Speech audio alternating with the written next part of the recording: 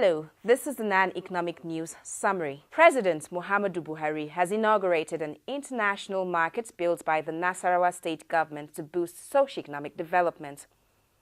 The president also inaugurated an e-library, special school for the handicapped, and a healthcare center in the state. Similarly, Vice President Yemi Osinbajo launched the Economic and Growth Recovery Plan-focused laboratories on power, agriculture, and manufacturing to fast-track economic growth in the country. Osinbajo said the newly inaugurated focused laboratories will further boost growth and ensure that Nigeria continued its journey of building a competitive economy.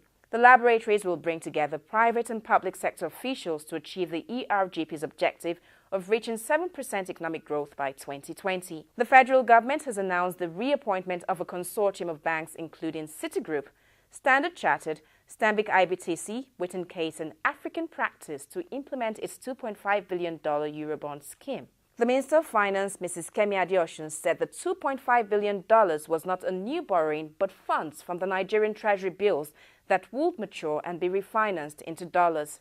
Mrs. Adeosun also said the federal government's capital budget will be strictly deployed to fund provision of infrastructure across the country. She said federal government will retain the capital budget despite forthcoming elections in the country. The Central Bank of Nigeria has injected $210 million into the interbank foreign exchange market to ensure availability and meet customers' requests in various segments of the market.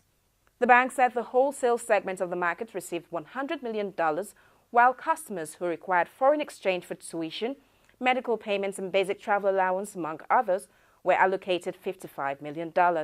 Nigerians who own property in the UK have inundated the Federal Ministry of Finance Voluntary Assets and Income Declaration Scheme hotlines with calls, causing the lines to crash. A source in the VAIDS office said the unprecedented level of calls was not unconnected with the new UK regulation on unexplained wealth order. The UK government had introduced a new law that required foreigners who own property in the country to explain the source of their funds or risk forfeiting them to the government. Some unions in the oil and gas sector have blamed the Depot and Petroleum Products Marketers Association for the persistent petrol queues being experienced across the country. Chairman of Independent Petroleum Marketers Association of Nigeria, Alhaji Salihu Butu, said his members were paying higher for petroleum products. Butu said Ipman had 80% of fuel retail outlets but gets 10% products in addition to buying above the ex-depot price to keep up. For details of these and other stories, log on to our website nan.ng.